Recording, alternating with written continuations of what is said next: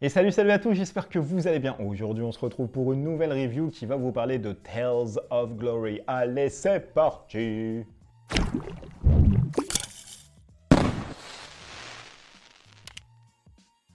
Tales of Glory est le tout dernier jeu sorti des éditions Ankama. C'est fait pour 2 à 5 joueurs pour des parties avoisinant les 45 à 60 minutes. Ça vaut grosso modo une quarantaine d'euros et c'est un jeu de récupération de tuiles mais surtout de course au point de victoire.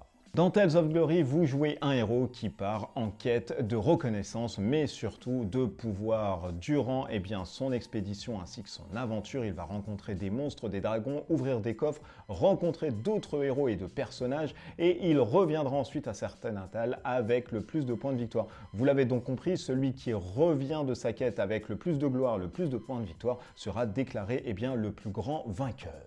Allez, voyons maintenant ensemble comment se joue ce Tales of Glory. Allez, c'est parti!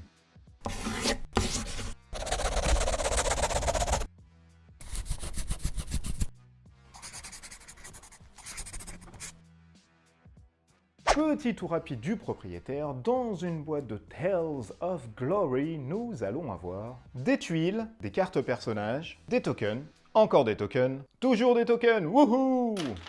Passons maintenant en revue comment se joue ce Tales of Glory. Je le rappelle que le but du jeu ici sera de faire le plus de points de victoire, à savoir qu'on va jouer un héros qui va partir en quête et qui va revenir avec un certain nombre de quêtes et de choses à raconter à son village, et celui qui aura accumulé le plus de points de victoire de prestige durant son épopée sera déclaré le plus grand gagnant de Tales of Glory.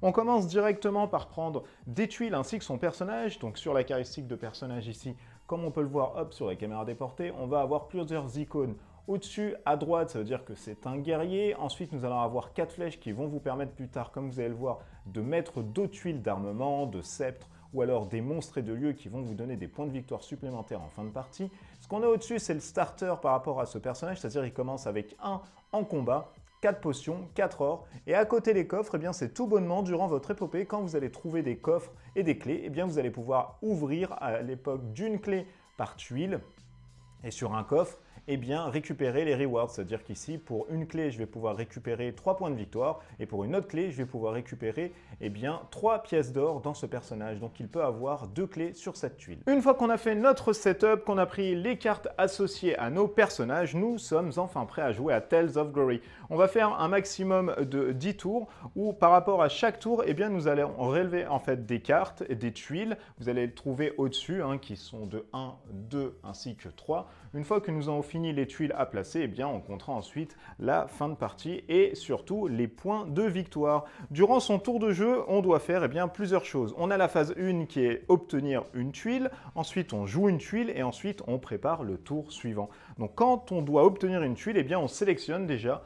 Par rapport à notre petit deck ici qu'on trouve, on peut voir ici qu'on a des petits numéros qui vont de 1 jusqu'à 8. Alors si vous êtes à 2 joueurs, vous allez de 1 jusqu'à 6, bien évidemment, puisque le plateau ici est une partie de 2 à 3 joueurs et de 4 ensuite à 5 joueurs, vous prenez les cartes qui vont jusqu'à 8. Donc secrètement, en fait, par rapport à ce qu'on veut faire, les joueurs vont prendre par exemple une carte. Donc on va dire que moi, je veux par exemple la tuile numéro 4, je vais mettre le 4 ici à côté. Le joueur bleu, lui, va choisir une tuile. Voilà, on va le faire de manière totalement aléatoire et purement random. Et puis, on va ensuite regarder ce qui s'y trouve. Alors, pour pouvoir acheter une carte, nous allons voir ça ensemble tout de suite. Hop, caméra déportée. À côté, nous allons avoir plusieurs choses. Donc ça, c'est une tuile, par exemple, monstre. On la reconnaît par rapport à l'icône qui se trouve en haut ici à droite. C'est un monstre qui va pouvoir être placé au-dessus, à droite ou alors en dessous. Et du coup, pour pouvoir l'acheter, il va falloir avoir 2 boucliers et surtout une de magie, comme on peut le voir. Le coup se trouve en haut à gauche d'une tuile.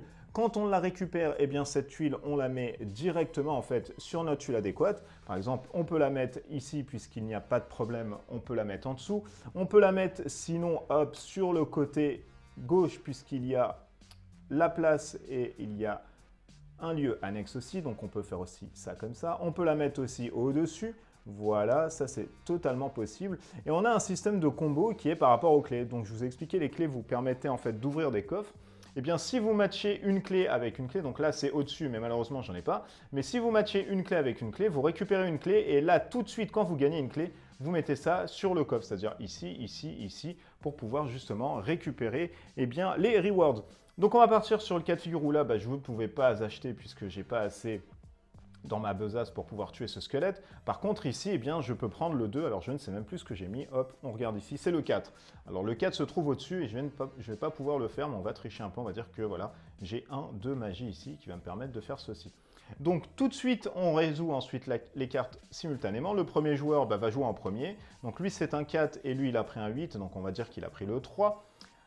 Si on a deux cas de figure, alors le premier cas de figure, c'est si tout se passe bien, tout le monde a mis un numéro qui n'est pas semblable, donc hop, il n'y a pas de problème, on récupère les cartes adéquates par rapport à l'ordre de tour de jeu. Le premier va commencer, le deuxième, le troisième, ainsi que le quatrième.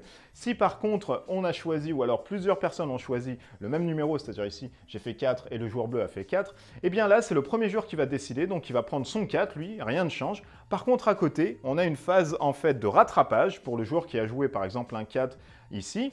Eh bien, il va choisir n'importe quelle tuile autour de la table. À savoir que les tuiles qui se trouvent ici, eh bien, vous pouvez payer avec un coût qui est annoncé en haut à gauche de la tuile, il n'y a pas de problème. Par contre, les tuiles qui se trouvent au-dessus ici, il va falloir payer un d'or supplémentaire ou alors une potion supplémentaire. Donc, c'est un coût supplémentaire pour pouvoir justement, généralement, avoir des cartes qui sont de niveau 2 si elles arrivent le plus rapidement possible. Donc là, on a acheté le 4, on va dire que voilà, on avait un de magie, on met ça par exemple, hop, ici, et bien là, je trouve une clé, du coup, je paye un qui est ici. Alors, tout ce que vous payez en termes de battle, c'est-à-dire magie, ainsi que bouclier épée, vous ne les perdez pas. Par contre, tout ce qui est or et potion, vous le perdez. Vous pouvez substituer de la potion par rapport aux dégâts que vous trouvez ici. Si vous n'en avez pas assez, eh bien, vous pouvez payer une potion pour réduire toujours le cas ici, comme vous pouvez le voir, de un bouclier ou alors eh bien, de 1 magie. Donc, j'aurais pu en fait l'acheter sans tricher. En fait, tac, voilà, je paye juste 1 et je récupère cette tuile. À côté de ça, eh bien, je gagne tout de suite 3 points de victoire. Donc on va les prendre, qui se trouvent ici. Hop, on va même prendre la clé, voilà. La clé, je vais la mettre ici pour gagner encore 3 points de victoire, puisqu'on place les clés tout de suite. Et ça me fait bien 6 points de victoire. Donc voilà, je gagne déjà 6 points de victoire. Donc j'ai plus de problème là-dessus. Hop. Le deuxième joueur va faire pareil, donc il a dit qu'il allait prendre le 1, voilà, il prend le 1, il place sa tuile, il paye 1. C'est un compagnon qui lui donne tout de suite un pouvoir magique qu'il va mettre directement dans sa bannière, voilà, ça c'est fait. Et on continue ceci jusqu'à voilà, ce qu'il n'y ait plus de tuiles. Donc on passe à la phase ensuite de refresh, donc on va enlever par exemple ici à 2 joueurs 3 tuiles, donc on va commencer par le bas, toujours, on monte, voilà. L'autre, eh bien c'est ici. On va coulisser ensuite tout ceci ici, plap. Et on va mettre, voilà, d'autres tuiles, tac, on va en mettre une autre, voilà, on va en mettre une autre, plap, voilà, le niveau 1, encore le niveau 1, un autre niveau 1, etc. Bien sûr, au fur et à mesure que vous allez avancer dans les parties, eh bien, vous allez voir que les tuiles vont partir, on va mettre ensuite le niveau 2, on va mettre ensuite du niveau 3, et on fait ceci jusqu'à la fin de partie. La fin de partie, je vous l'ai dit, arrive quand le niveau 3, il n'y a plus de tuiles à l'intérieur et qu'on ne peut rien faire en fait à son tour. Eh bien, on va ensuite compter les points. Les points vont être comptés par rapport au nombre de tuiles qu'on va avoir uniquement en système de combo. Ce n'est pas vraiment la quantité qui compte, mais c'est les combos de fin qui vont vous donner d'autres points supplémentaires. On va ensuite donner les rewards par rapport à tout ce qu'on a ici. Par exemple, celui qui a le plus de pièces d'or, eh bien, il va prendre ça, hop, il va gagner 4 points supplémentaires. Celui qui a le plus de magie, hop, 4 points supplémentaires. Celui qui a le plus d'attaque, 4 points supplémentaires. Celui qui a le plus de potions, 4 points supplémentaires. On va faire un décompte final et celui qui aura gagné eh bien, le plus de points de victoire sera déclaré eh bien, le plus grand héros de tous les temps. Voilà, vous savez grosso modo ce qu'il y a dans ce Tales of Glory. Nous allons passer maintenant au débrief. C'est parti.